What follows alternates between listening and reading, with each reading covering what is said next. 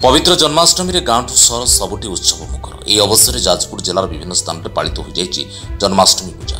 धर्मशाला जारकाठारे थिबा राधाकृष्ण मंदिर में श्रद्धालुओं भीड़ जमिया देखा मिलता। सकाळु सकाळु पूजकों द्वारा प्रभु राधाकृष्ण को स्वतंत्र पूजार्चना करा जायतिला। श्रद्धालु माने हाथ में भोग पोसरा धरी पूजा करने सह प्रभु को दर्शन करते। मंदिर परिचालना कमिटी पक्षर श्रद्धालुओं दर्शन निमंते व्यापक व्यवस्था करा जायतिला। संध्यारे शह शह श्रद्धालुओं समागम होइतिबा सह मंदिर बेढ़ारे सांस्कृतिक कार्यक्रम अनुष्ठित होइतिला। मन प्रणति साहू बहुत बढ़िया लगुच। मनटा बहुत शांति लगुच। बहुत बढ़िया लगुच।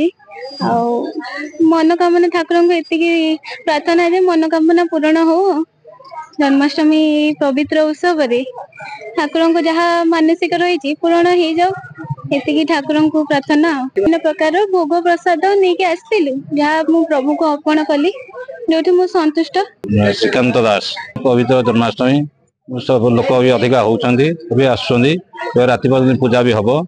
ये बड़ अनुष्ठान राधाकृष्ण अनुष्ठान तेणु लोक जाऊँच भोजी भी भाव चली तेणु किसी असुविधा है कि आज सका पड़ खोली मंगला आरती गला ठाकुर गाधे तेलुआ वस्त्र पिंधाई पूजा कराला बड़ आनंदर कथा। तेणु शह शह भक्त आसुँच किसी असुविधा है ना। धर्मशाला चिन्मय नायक रिपोर्ट जाजपुर न्यूज।